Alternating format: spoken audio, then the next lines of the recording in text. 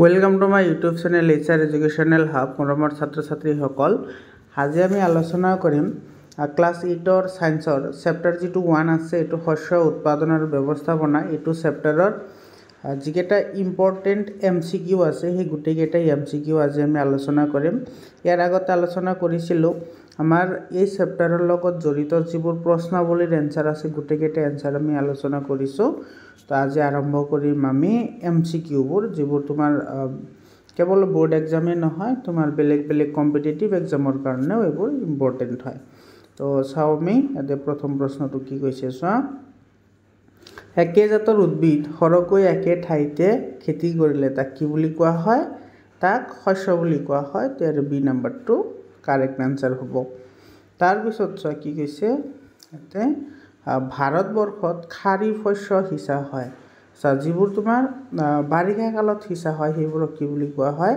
খাৰিফ শস্য বুলি কোৱা হয় বাৰিষা কালত হিচা শস্যবোৰক খাৰিফ শস্য বুলি কোৱা হয় আৰু খাৰিফ শস্যটো আমাৰ ভাৰতবৰ্ষত কেতিয়া হিচা হয় মানে তোমাৰ বাৰিষা কাল কেতিয়া থাকে জুনৰ পৰা সেপ্টেম্বৰ তো এটো হ'ব শুদ্ধ উত্তৰ তো এ নম্বৰটো কাৰেক্ট আনসাৰ তাৰ পিছত কি কৈছে চোৱা তলৰ কোনবিধ খাৰিফ শস্য নহয় তো কৈছে তলৰ কোনবিধ খাৰিফ শস্য নহয় বুলি কৈছে তো খাৰিফ শস্য মানে তোমাৰ বাৰিষা কালত হিচা যিবোৰ শস্য সেইবোৰক খাৰিফ শস্য বুলি কয় তো ইয়াৰ শুদ্ধ উত্তৰটো হ'ব মটৰমাহ ডি নম্বৰটো এটো খাৰিফ শস্য নহয় মটৰমাহ এটা ৰবি শস্য হয় তাৰ পিছৰ প্ৰশ্নটো কি কৈছে চোৱা তলৰ কোনবিধ ৰবি শস্য হয় ৰবি শস্যৰ কথা কৈছে ইয়াতে তো ইয়াতে তোমাৰ দিছে সৰিহ ধান মাকৈ আৰু সকলোবোৰ এটো হ'ব সৰিহ এটো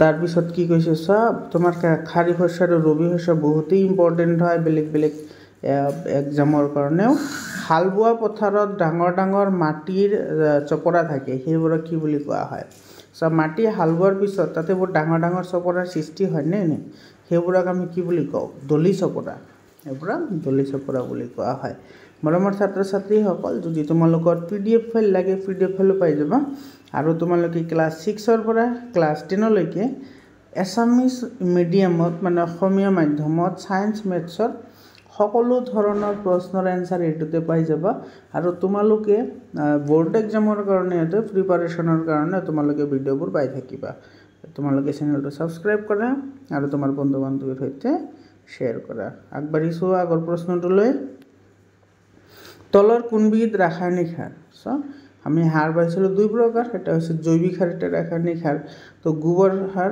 আৰু কেঁচু সাৰ এটা এই দুটাটো তোমাৰ জৈৱিক সাৰ হয় তো সুপাৰ ফসফেট এটো হৈছে ৰাসায়নিক সাৰ ইয়াতে এটা কথা মনত ৰাখিবা যেটো এনপিকে যেটো ফাৰ্টিলাইজাৰ আছে মানে সাৰ আছে এটো নাইট্ৰজেন ফসফৰাছ পটাছিয়াম এটো বহুতে ইম্পৰ্টেন্ট হয় এটোৰ সম্পূৰ্ণ নাম আহে তাৰ পিছৰ প্ৰশ্নটো চোৱা 7 নম্বৰ প্ৰশ্নটো কি কৈছে জৈৱিক সাৰৰ উদাহৰণ হ'ল জৈৱিক সাৰ কোনবোৰ হয় কেঁচু সাৰ এটা জৈৱিক সাৰ তাৰ পিছত গোবৰ সাৰ এটো জৈৱিক সাৰ পচন সাৰ এটো জৈৱিক সাৰ সকলোবোৰ তাৰ মানে ইয়াৰ ডি নম্বৰটো কাৰেক্ট আনসাৰ তাৰ পিছৰটো কি কৈছে চোৱা 8 নম্বৰ ইউৰিয়া এবিধ ইউৰিয়া কি হয় ইউৰিয়া তোমাৰ ৰাসায়নিক সাৰ হয় এটো ৰাসায়নিক সাৰ যেহেতু হদক তোমাৰ মানে ফ্যাক্টৰীতে প্ৰডিউস কৰা হয় এই কাৰণে ইউৰিয়াটো হৈছে এবিধ ৰাসায়নিক সাৰ ইয়াতে চোৱা 9 নম্বৰ কোৱেশ্চনটো দিছে এনপিকে এৰ সম্পূৰ্ণ নাম এনপিকে এৰ সম্পূৰ্ণ নাম এন মানে নাইট্ৰজেন পি মানে ফসফৰাছ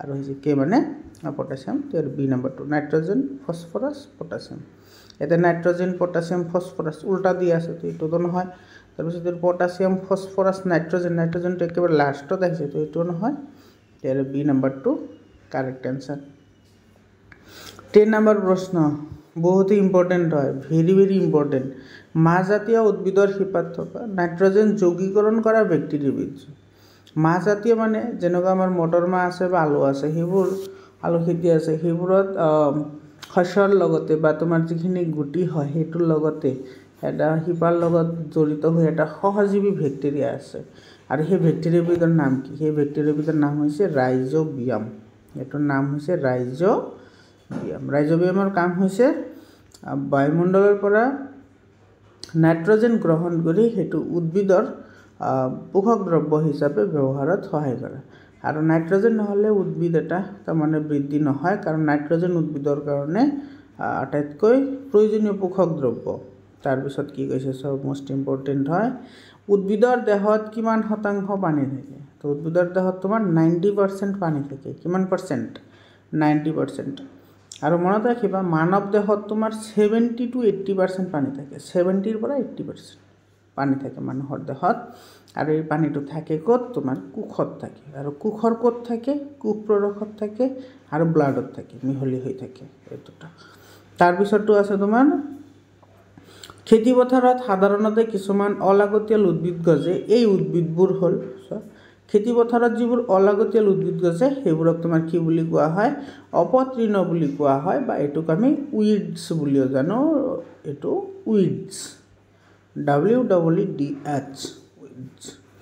তাৰপিছত কি কৈছে? অপতৃণ নাশকৰ উদাহৰণ। অপতৃণ নাশক মানে যিবোৰৰ সহায়ত আমাৰ অদৰকাৰী গছ গছনিবোৰ মাৰি পেলোৱা হয়, সেইবোৰক অপতৃণ বুলি কোৱা হয়। তো ইউৰিয়া এবিধ সাৰ হয়, বিষ পয়জনাছ, সেইটোতো তোমাৰ অপতৃণ নহয়। সাৰ দিলে আৰু অপতৃণ বাঢ়িব। ইয়াৰ উত্তৰটো হ'ব এই নম্বৰ 24D। তাৰপিছত 14 নম্বৰ, শস্য চপোৱাৰ লগত জড়িত উৎসৱ হ'ল। চোৱা আমাৰ যিটো অসমৰ ভোগালী বিহু আছে, সেইটো তোমাৰ শস্য উৎসৱৰ লগত জড়িত হয়। দীপান্বিতা, এইটো তোমাৰ সাউথ ইণ্ডিয়ান হয়। আৰু তোমাৰ ইফালে চি নম্বৰ অপশ্যন আছে দুটা, মানে এ আৰু বি দুয়োটা। ইয়াৰ কাৰেক্ট এনচাৰ হ'ব চি নম্বৰ। ডি নম্বৰ এটাও নহয়, it's not correct. 15 number question, শস্যৰ বীজ সংৰক্ষণৰ বাবে ব্যৱহাৰ কৰা বায়ুৰুদ্ধ কোঠালি। এইটো চাওক, মানে আমাৰ যিখিনি তোমাৰ চিট থাকে, মানে যিবোৰ আমাৰ বীজ থাকে, যিবোৰৰ পৰা আমি আকৌ নতুনকৈ প্ৰডাকশ্যন কৰোঁ, তাৰ কাৰণে এবিধ মানে ভেকুৱাম টাইপৰ এটা ৰুম ইউজ কৰা হয়, যাক তোমাৰ কি বুলি কোৱা হয়? ছাইলো বুলি কোৱা হয়। বায়ুৰুদ্ধ মানে তোমাৰ বাহিৰৰ পৰা বায়ু সোমাব নোৱাৰে আৰু ভিতৰৰ পৰাও বায়ু ওলাব নোৱাৰে, এইটোক ছাইলো বুলি কয়, ছাইলো। পশুধন পালন কি? 16 নম্বৰ কুৱেশ্যন, পশুধন পালন। অপশ্যন দিছে চোৱা, সৰহকৈ পশু ধ্বংস কৰা, এইটোতো নহয়, মানে পালন কৰা মানে ধ্বংস কৰা নবোধে, সৰহকৈ পশু যত্ন সহকাৰে পালন কৰা হয়। ইয়াৰে তোমাৰ বি নম্বৰটো কাৰেক্ট এনচাৰ হ'ব।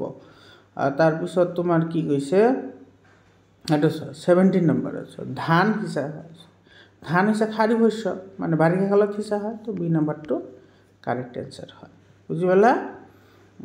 তাৰপিছত চোৱা 18 নম্বৰ কি কৈছে চোৱা, পাহাৰত কৰা খেতিত জলসিঞ্চনৰ আটাইতকৈ সুবিধাজনক পদ্ধতি হ'ল, মানে পাহাৰ মানে তোমাৰ ইয়াতে কৈছে অসমান ভূমি, মানে ভূমিটো সমান নহয় বা মাটি সমান নহয়। তো তেনেকুৱা ঠাইতো যদি আমি খেতি কৰোঁ, তেতিয়াহ'লে আমি কি ইউজ কৰিম? তেতিয়া আমি পানী ছটিওৱা পদ্ধতি ইউজ কৰিম। পানী ছটিওৱা পদ্ধতি এনেকুৱা এটা পদ্ধতি যিটোত পানী ছটিয়াবলৈ হ'লে আমাৰ পাইপিং ছিষ্টেম আমি ইউজ কৰিব পাৰোঁ, নহ'লে স্প্ৰিংকলাৰো ইউজ কৰিব পাৰোঁ। মানে ঘূৰ্ণনশীল যিবোৰ বস্তু আছে, যিবোৰে পানী ছটিয়াই, সেইবোৰ ইউজ কৰিব পাৰোঁ। তো পানী ছটিওৱা পদ্ধতিত মানে এটোপাল পানীও তোমাৰ অপচয় নহয় বুলিয়ে ক'ব পাৰি। বুজিলা? আৰু এইটো তোমাৰ হৈছে পাহাৰীয়া অঞ্চল বা যেনেকুৱা তোমাৰ অসমান ভূমি আছে, সেইবোৰৰ কাৰণে বহুতে সহজ পদ্ধতি এটা হয় এইটো। ইয়াৰে পিছত চোৱা, পানী প্ৰদূষণৰ কাৰক, এইটো হয় হ'ব চোৱা, পানী প্ৰদূষণৰ কাৰক কেঁচুসাৰ, এইটো জৈৱিক সাৰ, এইটো পানী প্ৰদূষক। চোৱা, পৃথিৱীৰ কোনো বস্তুৱে 100% বিশুদ্ধ নহয়। বুজিলা? তোমালোকে ক্লাছ 10ত তোমালোকে পাই যাবা। তো যিটো কেঁচুসাৰ আছে, এইটো তোমাৰ অলপ পৰিমাণে হ'লেও পৰিৱেশ প্ৰদূষণ কৰিবই, কিন্তু ডাইৰেক্টলি নকৰে। যেনেকৈ তোমাৰ এইটো পচন সাৰ, গোবৰ সাৰ, এইবোৰতো তোমাৰ হৈছে জৈৱিক সাৰ, গতিকে এইবোৰে কৰে কিন্তু কমকৈ, কিন্তু বননাশক সেইটো তোমাৰ কাৰক হিচাপে গণ্য কৰা হয়। বুজি পালা?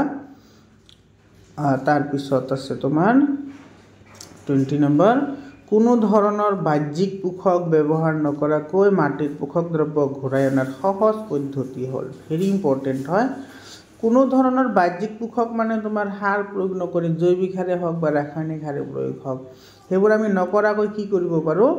মাটিৰ যিটো তোমাৰ পোষক দ্ৰব্য বা মাটিৰ যিটো উৰ্বৰ শক্তি বা উৰ্বৰতা আমি ঘূৰাই আনিব পাৰোঁ, সেইটো কি বুলি কওঁ? আমি শস্যবৰ্ধন বুলি কওঁ। আৰু শস্যবৰ্ধন মানে কি? তোমাৰ খেতি এটাৰ পিছত আনটো নিয়াৰিকৈ কৰা যিটো পদ্ধতি, সেইটোকে শস্যবৰ্ধন বুলি কোৱা হয়। বাট তুমি কি কৰিব লাগিব? Different type of crops you have to cultivate. তাৰমানে বেলেগ বেলেগ ধৰণৰ শস্য তুমি তাতে উৎপাদন কৰিব লাগিব আৰু চিৰিয়েল উৎপাদন কৰিব লাগিব, সেইটোক আমি শস্যাৱৰ্তন বুলি কওঁ, মানে শস্যৰ আৱৰ্তন। বুজি পালা? তাৰপিছত আৰু নাই, আজিৰ কাৰণে এইখিনি। আকৌ লগ পাম বেলেগ এটা ভিডিঅ'লৈ।